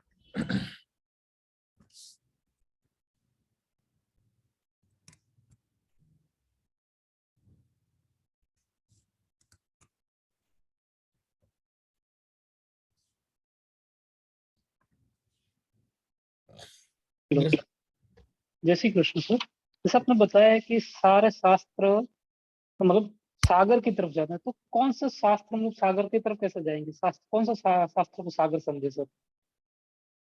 आपको समझ में ही नहीं आया। मैंने कहा शास्त्रों के पीछे जाओगे तो सागर से छूट जाओगे, सागर के पीछे जाओगे तो शास्त्र वैसे ही मिल जाएगा। गीता को पढ़ने की जरूरत नहीं है, ज्ञान को उपलब्ध करो। हर शास्त्र आपको सागर की तरफ पॉइंट करते हैं, हर शास्त्र, हर एक शास्त्र आपको वही स्वाद देता है जो सागर का है, लेकिन सागर नहीं है, क्योंकि अभी आपने सागर देखा ही नहीं, आप तो कुएं पे जाके बैठ गए। हमने शास्त्रों को ही तो पकड़ लिया है। कोई बोलता है कि बाइबल अल्टीमेट ट्रुथ, कोई बोलता है कुरान अल्टीमेट ट्रुथ, कोई बोलता है वेद अल्टीमेट ट्रुथ। कृष्ण बोलते हैं कि अल्टीमेट ट्रुथ इसमें से कुछ भी नहीं, ये सिर्फ पॉइंट करते हैं। सबके सब कुएं हैं, पानी सब में सेम है। तो कुएं को पकड़ने से बेटर है सागर को पकड़ो, ज्ञान को उपलब्ध हो जाओ। और जब ज्ञान उपलब्ध होगा तो कुएं तो वैसे ही मिल जाएंगे। समझ में आया? जी सर, लेकिन ज्ञान को कैसे उपलब्ध हो, वो एक तो बड़ा प्रॉब्लम है। ज्ञान उपलब्ध करने के लिए शुद्धि करनी पड़ेगी, और शुद्धि करने के लिए हम आगे बढ़ेंगे। अभी तो कृष्ण, अभी तो अर्जुन को भी समझ में नहीं आ रहा है, तो आपको कहाँ समझ में आएगा? जी सर। अर्जुन चैप्टर 246, तो अभी तो 18 चैप्टर बाकी है ना। जी सर। तो अर्जुन ने भी बोला कि ज्ञान कैसे मिलेगा, तो अगला श्लोक वही है ना, 47 श्लोक। फिर आगे बढ़ेंगे। जी ठीक है, sir, thank you.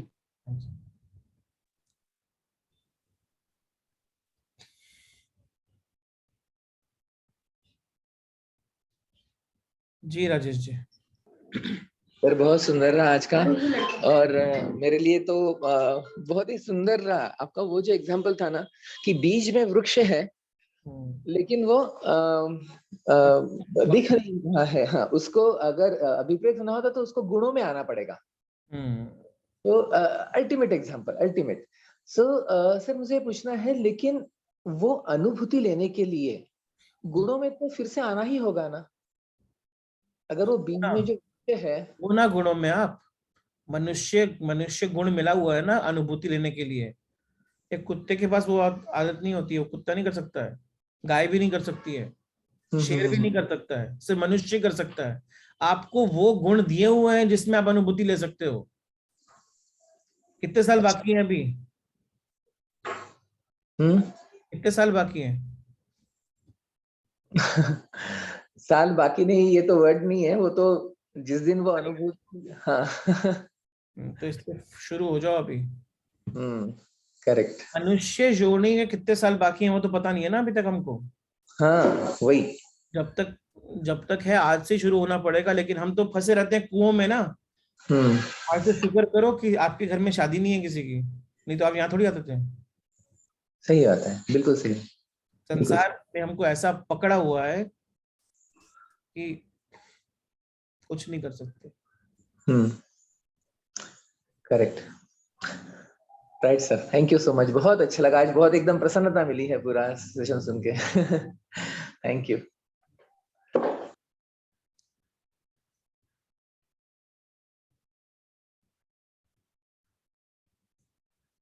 Yes, Deepa.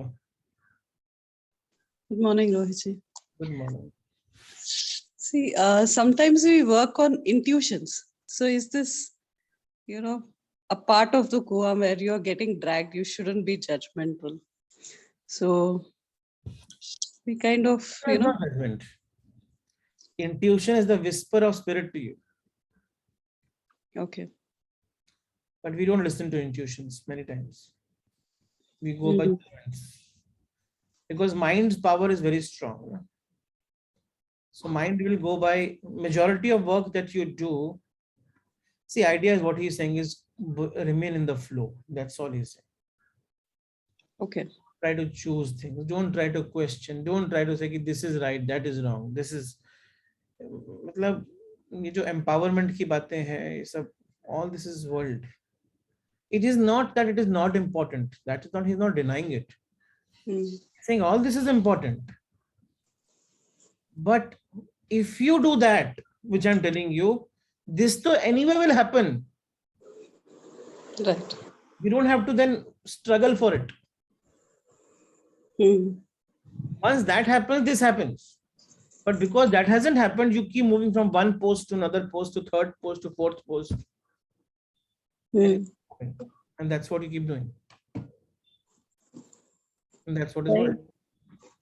But how do you be calm in whether it's a office politics or a house politics? We know that it is wrong, but still. The moment you go in Satna, all this will become dream. Calmness is about, see, why is the calmness not there? Calmness is, I'm just giving answer in context with what I've told today. Yeah. Answer will be different the moment context changes. So what I've told today, what they're saying is, you are not calm because you are always making a choice. Right. Why are you not calm? You're saying that जो मेरे साथ हुआ वो गलत हुआ. आप ये बात नहीं मान रहे हो कि जो आपके साथ हुआ वो आप डिजर्व करते थे. आप ये मानने को रेडी नहीं हो. अब ये मानने को रेडी नहीं हो कि आपने कुछ तो किया था which actually resulted in what happened. True. So that's why, because there is no acceptance, there is no calmness. What Shri Krishna is saying, ठीक है, whatever is happening to you, you can go to Ved, you can go to Shastra, you can go to temple and ask for Shanti, Shanti, Shanti, which is fine.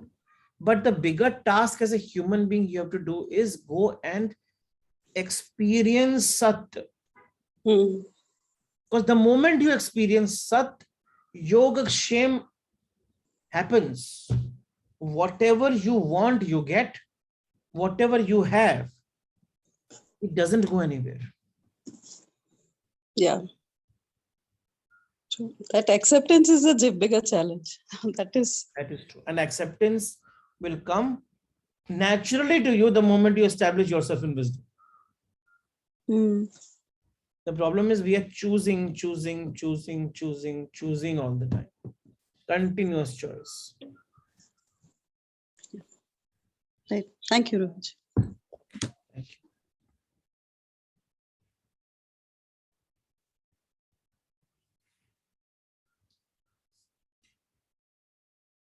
Yes, Anupji. Aarti, Rohit, awesome session, definitely. बहुत thoughts evoke कर रहा है. One thing, Bhanu Didi की स्तुति is amazing, ultimate. It really, meditation करवा देती है वो. Just amazing. मुझे इस point पे थोड़ा सा लग रहा था कि like you said, emergency में या very difficult situation में अचेतन जीतता है. मतलब सबकॉन्शियस बाहर आ जाता है. वही प्रॉब्लम होती है when the person is dying. मतलब दे से ना कि आपकी उस समय वो वाली थॉट आएगी जब आप शुद्धि में रहोगे. नहीं तो फिर whatever you think at last, and you last time in the live session you told कि जैसे रात को जो थॉट होता है सुबह उठते हैं तो you begin with that. Similarly at the time of death जो थॉट होता है when you are born you again begin with that. तो उस समय वो सब थॉट नहीं हो या सबकॉन्शियस में का वो सब नहीं आए, मतलब the thing, this factor is very risky, okay, you told. तो इसके लिए it's like your answer would be, I mean what you keep telling is like go after the big banana and not forget, I mean just this like सागर का ही बस reach Sagar, and I mean जो है subconscious में वो अपने आप हट जाएगा. आपके आंसर है, करेक्ट है.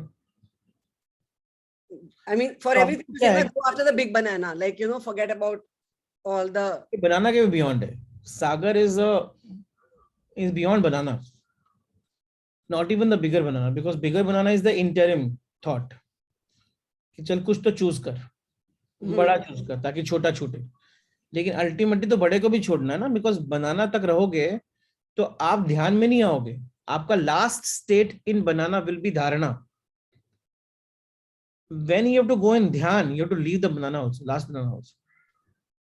हाँ मतलब ओके, मतलब या मतलब ज्ञान या कृष्णा कॉन्शियसनेस, आई मीन ज्ञान is Krishna consciousness, right, for us, like I mean we think in those lines. Whatever you think. It's Krishna fine, no? consciousness, Shiv consciousness, whatever you think, that is correct. Because ultimately their consciousness is actually their consciousness or your consciousness difference थोड़ी है. Problem It's the same, yeah. Problem सिर्फ इतना है कि आपके mind पे pictures बनी हुई हैं. अभी भी पिक्चर्स है ना, बहुत कई तो बहुत स्ट्रॉन्ग पिक्चर्स हैं जिनके बारे में कोई भी बोल दे ना तो आपको एकदम एजिटेशन हो जाएगा. Very strong pictures, those pictures you can never, जब तक वो भी नहीं मिट जाएगी ना तब तक वो प्योर अपीयर होगा ही नहीं. अपीयर होगा ही नहीं वो प्योर. वो पिक्चर को भी मिटाना पड़ेगा, शून्य बनना पड़ेगा कंप्लीट. बिकॉज एक भी पिक्चर होगी ना वो नई पिक्चर्स को पॉपुलेट कर देगी. इट इज लाइक कि अगर मैंने कीमोथेरेपी कराई लेकिन एक छोटा सा भी रह गया ना दोबारा तो वापस से कैंसर बन जाए. Let me tell you small experience for last about 3-4 months. You know, after every session, so many things, so many learnings. I have to come to one conclusion. Correct me if I am on the right path. Every morning when I get up and when I start the day, I just think of one thought. Atma Mokshate Jagat Hitaiche. So every action, whatever I take, keep this in mind. And I think this is giving me one thing very clear. I don't know about other things, but one experience very clearly, my mind has become very calm. Yeah, absolutely. This is correct. This is the right way of thinking. Because this is the only way in which you can open every thread of choice. जो भी आपके सामने आता है उसको फिर accept कर लेते हो ना. बिकॉज सी इट्स अबाउट मैं को जो भी करना है दुनिया के भले के लिए करना है और जो भी करना है अपने फ्रीडम के लिए करना है. जब वही एम हो गया ना तो एवरीथिंग बिकम्स रिक्ट. लेकिन I am again telling you one more thing, while you are doing that आपके दर्पण पे आज भी बहुत सारी पिक्चर्स बनी हुई हैं. I know it will take time. वो इस एक्टिविटी को करते. नेक्स्ट वर्स जो है ना which is the most famous verse of Bhagavad Gita, कर्मण्येवाधिकारस्ते, कर्मण्येवाधिकारस्ते, उसको जब मैं एक्सप्लेनेशन में जाऊंगा ना तो ये आत्म मोक्षार्थम जगत एकदम उभर के आ जाएगा. Oh, great. तो वो एकदम साक्षात हो जाएगा. जब वो साक्षात होगा ना तो फिर समझ में आएगा कि रबर क्या है और मिटाना क्या है. Okay. Thanks. तो मिटाना विल बी इजियर. वो तो हाथ की पकड़ पर डिपेंड करता है. मिटाएंगे ना कस के. God bless you. God bless you. Thank you. Thank you.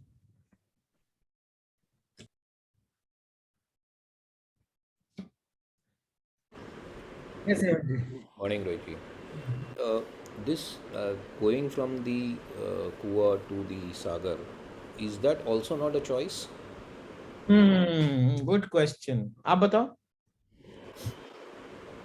Well, as you say, it should happen. I mean, you have to. It has to be a choice, no, to go to that level or to the process of your own. Going to Sagar. Where is Sagar? All over. Nanak ji से ना किसी ने पूछा, नानक जी एक जगह पहुंचे, एक गांव में, वो उनको नींद नहीं आ रही थी रात को, नींद नहीं आ रही थी, और करवट बदल रहे थे। उनको लगा मैं जिस तरीके से सो रहा हूँ उस तरीके में नींद नहीं आएगी, तो उन्होंने पोजीशन बदली अपनी। पोजीशन बदली तो उनका जो पाँव था ना वो मंदिर की तरफ हो गया। पंडित जी आए, क्या बोला होगा? पाँव करके इस तरफ नहीं बैठ। आपके लाइफ में ऐसा हुआ है क्या कभी? बहुत बार। हाँ, काफी बार हुआ है। तब आप कभी कोशिश करना ना, आप कोशिश करना कि आप मंदिर के तरफ ना पाँव करके सो जाओ। आपकी बॉडी एक्सेप्ट नहीं करेगी, आप टर्न ही मार जाओगे। या आप नहीं बोलोगे तो हर्षदा मैम आके डांट देगी। करनी आती है। वैसे ही वो पंडित जी आए, डांट दिया, कितने आदमी हो तुम, मंदिर की तरफ पाँव करके सो रहे हो। नानक जी उठे, बड़े कामली बोलते हैं कि एग्जैक्टली मेरे को भी यही प्रॉब्लम है, मैं किस तरफ पाँव करके सो। एक काम करो, मेरा पाँव है, आप वहां कर दो जहां परमात्मा नहीं है। ओके। आप ही कर दो जहां परमात्मा नहीं।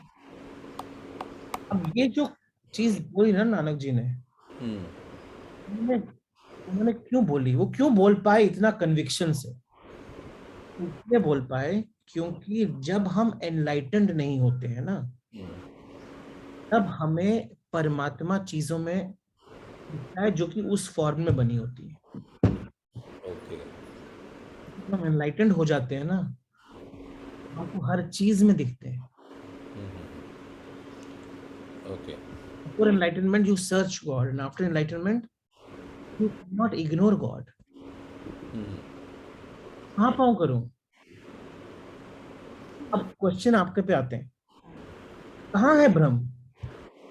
हर तरफ ही है, चॉइस क्या करनी है? चॉइस सागर तो मैंने सिर्फ एक मेटाफर दिया था ना आपको, because when you say no, I don't like this and I like this, that means you're saying I don't like this, I don't like the God in this and I like the God in that. So you getting out of the choices at all, totally. Move out of the choices, na? The moment you move out of the choices, that means what? What you get is beautiful. Yes. Because everything is beautiful. So acceptance is the main criterion here. Now, serve, give will automatically bring the acceptance of the world. Everything that you get, anything that you get, that's a wish of God. Okay. You have no right to choose and question. Okay. It's a big thing to learn today. If that happens, automatically, Yogakshema happens. So now what have you said? Ki whatever you will give me, I'll accept. Whatever you give me, I'll accept. Whatever. Okay. We will come and give you what. Now, आप बताओ, आपको वो मिलेगा जो आप चाहते हो? जरूरी नहीं है फिर वो चाहना ही बंद हो जाता है। करेक्ट। चाह खत्म हो गई तो जो मिल रहा है वही अच्छा हो गया ना अभी तो। तो योगक्षेम हो गया ना। Thank you.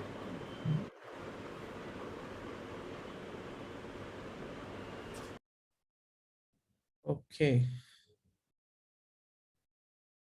There is a question by Alka.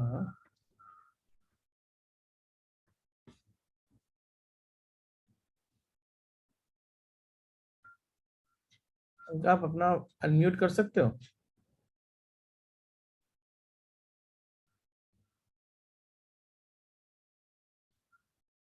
Okay, I think there's a trouble. All right. So आपका क्वेश्चन है कि उससे कुछ फर्क नहीं पड़ता ना, क्या फर्क पड़ता है कि आप ह्यूमन बीइंग हो या नहीं हो? हर चीज का लेबल है, वो भी एक लेबल है. So you're right, we are just accepted the label. Label is label. क्या अंदर आपके अंदर पावर है to do whatever I was saying is what you to think. Was Lord Krishna human being? Call him XYZ, na? So whatever he was, I also look like that only. So I'm also XYZ. So if Buddha can do it, Lord Krishna can do it, that XYZ can do it, I can also, this XYZ can also do it. Now this XYZ is equal to human being is something that we have labeled, which is fine. How does it matter? But that XYZ, whosoever it is, has the power to attain, because there's a proof that they attained. So I can also attain. So that is possible to do.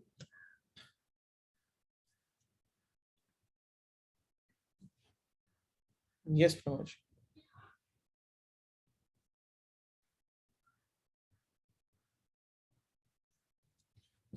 Pramodji, can you hear me? I can't hear you.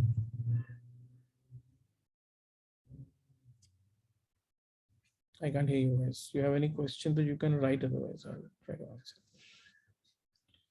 Any other questions?